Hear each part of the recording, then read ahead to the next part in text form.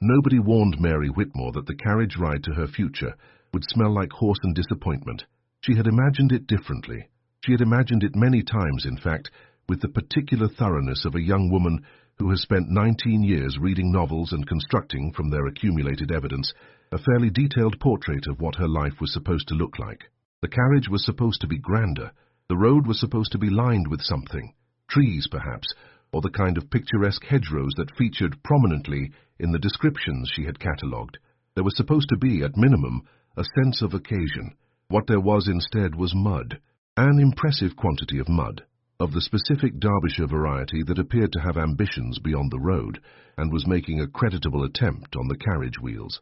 There was also her mother, seated across from her with the expression of a woman who has successfully concluded a negotiation and is already mentally spending the proceeds. "You are very quiet," her mother observed. "I am thinking," Mary said. "Think less and smile more," her mother said. "First impressions are everything." Mary looked out the window at the mud. She had, until approximately 6 weeks ago, believed that her first impression of a husband would be formed across a candle-lit drawing-room in the context of a formal introduction arranged by mutual acquaintance, with the appropriate quantity of social ceremony to cushion the significance of the occasion. She had not believed it would be formed in the receiving hall of a Derbyshire estate she had never visited, arranged by parents who had met the Duke of Ravenshire twice and considered that sufficient basis for a lifetime commitment. Her father had presented the arrangement with the brisk satisfaction of a man closing a business deal that had come together more neatly than expected. The Duke of Ravenshire was 32, solvent, and in possession of a title of considerable antiquity. He required a wife. The Whitmores required, in the frank accounting of their particular social situation, an elevation that Mary's modest fortune and considerable personal qualities had not yet managed to secure through the conventional mechanisms. The arrangement suited both parties. Mary had said, "Has anyone asked the Duke whether he finds the arrangement suitable?" Her father had looked at her with the mild bewilderment he reserved for questions that seemed to him to have obvious answers. "He proposed it," he said. "Has anyone asked me?" she said. The silence that followed this question was the silence of a family confronting a concept they had not previously considered necessary. Then her mother said, gently, but with the firmness of someone who has already concluded the relevant deliberation, "Mary, darling, it is an excellent match." And so here she was, in the mud, going to meet a duke. She allowed herself one private, unobserved moment of genuine feeling, a mixture of fear and something that was not quite excitement, but was adjacent to it, the feeling of standing at the edge of something large, and then she composed her expression into the pleasant, interested, appropriately modest look that she had been trained to produce for significant occasions, and waited for the carriage to arrive. Part 1. First Impressions. Ravenshire Park was, she had to admit, exactly as grand as advertised. The approach alone, a long gravel drive flanked by mature elms that had been growing in their current positions for longer than her family had existed, communicated the particular message of old money that no amount of recent prosperity could replicate. The house itself was a Georgian masterpiece in pale stone, its proportions so correct that looking at it produced the specific satisfaction of something perfectly balanced, every window and column in its right place, the whole facade saying, "We have been here a long time and we intend to continue." Mary looked at it through the carriage window and thought, "Someone lives here who does not need anything from me, and that is either reassuring or terrifying, and I cannot yet determine which." The butler who met them at the door was a man of such extraordinary composure that he appeared to have been specifically designed for the purpose of making arriving guests feel that their arrival was both expected and slightly insufficient. He directed them to a drawing-room with the practiced efficiency of a man who has managed the arrival of hundreds of guests and has formed settled opinions about most of them. The drawing-room was beautiful.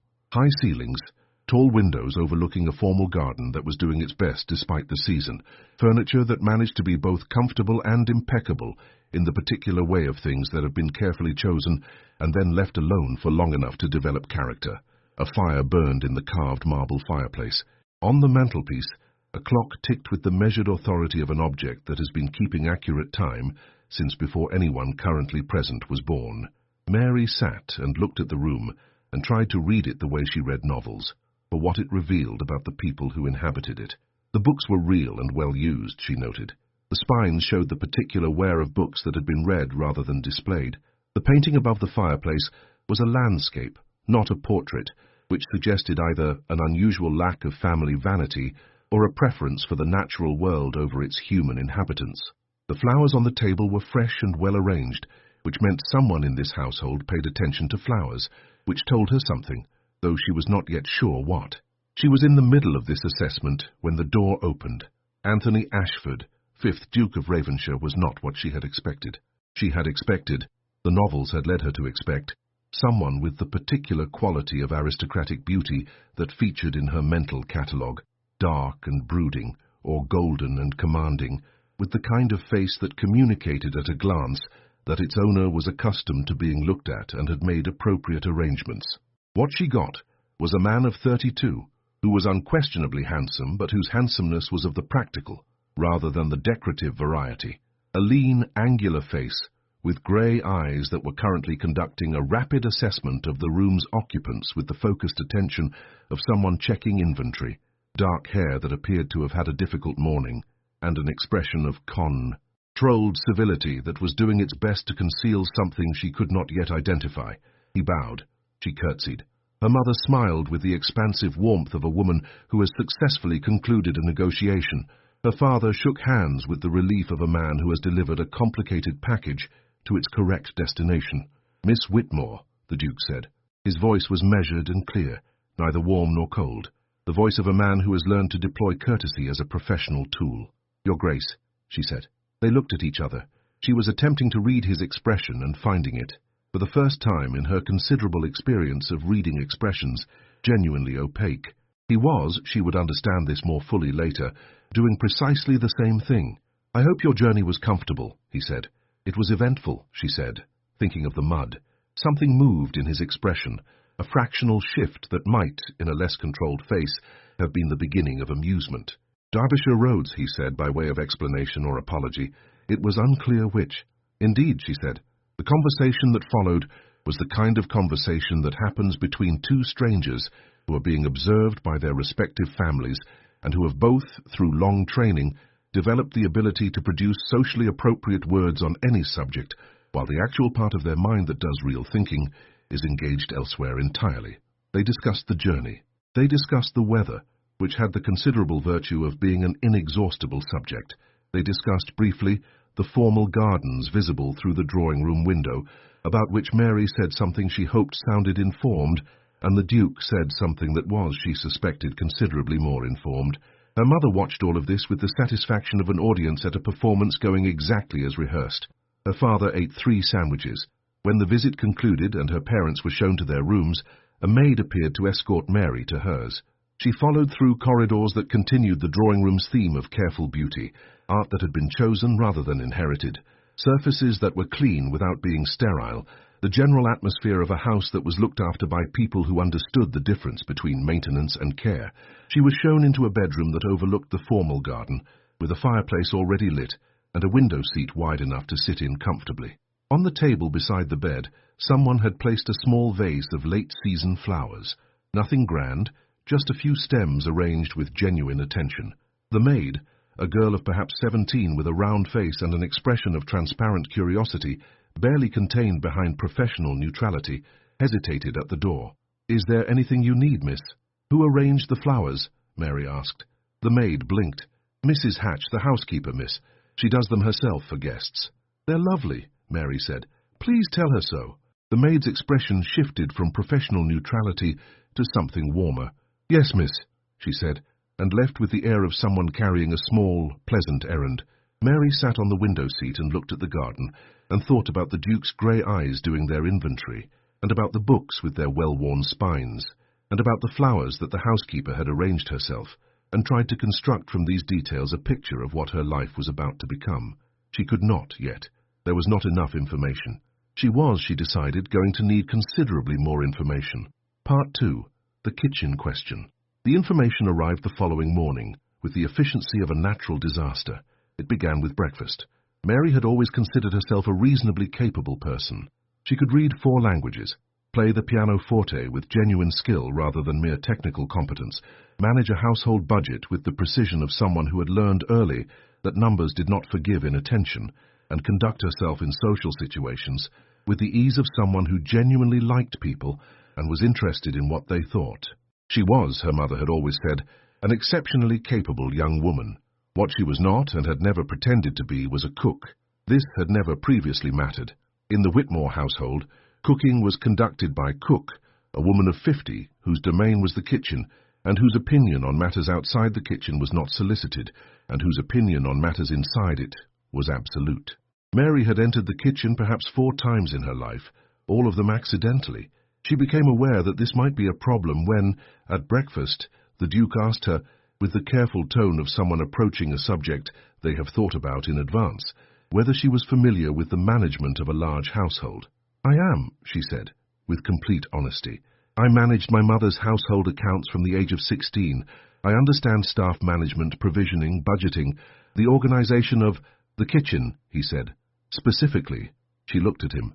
"The kitchen," she repeated. "The management of it," he said. "The oversight of the cook, the planning of menus, the understanding of provisions, ingredients." He paused. "Cooking." There was a silence during which Mary conducted a rapid internal assessment and arrived at the conclusion that the honest answer, while not the answer she would have chosen to give on this particular morning, was the only answer available to her. "I do not cook," she said. The Duke set down his coffee cup with the careful precision of a man receiving information he has suspected, but hoped to have disproved. "You do not cook," he said. "I have a thorough understanding of household management in most respects," she said. "I am an excellent administrator. I am competent at budgeting, staff direction, social organization, and the planning of formal events. I am also reliably capable of identifying when food has gone wrong, which I understand is a useful quality in the oversight of a kitchen." She paused. "I cannot, myself, cook." "Can you," he said, with the careful precision of someone working through a list, "distinguish between, for example, thyme and rosemary?" She considered this. "They are both herbs," she said. "Yes," he said. "They are both herbs. One is greener," she offered. The Duke picked up his coffee cup again. He looked at it for a moment with the expression of a man who is revising a set of assumptions that he had considered reasonably well-founded. "Miss Whitmore," he said, "may I ask, what was your understanding of what this marriage would require of you?" She set down her own cup and looked at him directly, because if there was one thing she had decided the previous evening, in her window seat assessment of the available information, it was that this man would respond better to honesty than to performance. "I understood it would require the management of a large estate and household," she said, "the maintenance of appropriate social relations, the organization of a life shared with someone I did not yet know, in circumstances not entirely of my choosing." She paused. "I did not understand that it would require specific expertise in the identification of herbs." Something moved in his grey eyes. Not quite amusement, something more complicated than amusement, the expression of a man who has received an honest answer when he was prepared for an evasive one and is adjusting accordingly. "What was your understanding of what I would be?" he asked. The question was direct, and she understood it as an invitation for the same directness she had just displayed.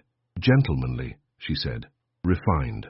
Possessed of the qualities that—" She stopped, because the next words were that the novels promised, and she had sufficient self-awareness to recognize that citing novels as her source material was not going to strengthen her position. "Possessed of the qualities appropriate to his position," she said instead. "And am I?" he said. She looked at him. Add the angular face and the grey inventory eyes and the dark hair that was having a marginally better morning than yesterday, but remained distinctly uninterested in social convention. "You are," she said, "more complicated than I expected." He was quiet for a moment. "As are you," he said. The week that followed was an education in the specific ways that two people who have been placed in proximity by external arrangement can manage to misunderstand each other with consistent creativity and impressive efficiency. The first major incident involved the kitchen. Anthony, she had begun in her private thoughts, to call him Anthony rather than the Duke, because the Duke was a title and Anthony was the man she was actually dealing with, and she had always found it useful to be precise, had mentioned with a careful casualness that she recognized as the tone he used for things he considered important, that the previous cook had left the household 3 Caxo under circumstances he did not elaborate on, and that the replacement had not yet been secured, and that in the interim the kitchen was being managed by Mrs. Hatch, the housekeeper, who was an excellent housekeeper and a competent but uninspired cook. "I mention this," he said, because the dinner we are hosting for Lord and Lady Ashworth on Friday will require something more than Mrs. Hatch's competence. I see, Mary said. I wondered whether you might—